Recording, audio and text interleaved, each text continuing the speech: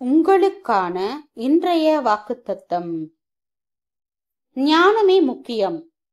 ஞானத்தை சம்பாதி. எண்ணத்தை சம்பாதித்தாலும் புத்தியை சம்பாதித்துக்கொள். நீ அதை மேன்மைப்படுத்து, அது உன்னை மேன்மைப்படுத்தும். நீ அதை தழுவிக்கொண்டால் அது உன்னை கனம் பண்ணும். அது உன் தலைக்கு அலங்காரமான முடியை கொடுக்கும். அது மகிமையான கிரீடத்தை உனக்கு சூட்டும். என் மகனே, கேள், என் வார்த்தைகளை ஏற்றுக்கொள். அப்பொழுது உன் ஆயுசின் வருஷங்கள் அதிகமாகும். ஞான மார்க்கத்தை நான் உனக்கு போதித்தேன். செவ்வையான பாதைகளிலே உன்னை நடத்தினேன். நீ அவைகளில் நடக்கும்போது உன் நடைகளுக்கு இடுக்கண் உண்டாவதில்லை. நீ அவைகளில் ஓடினாலும் இடரமாட்டாய்.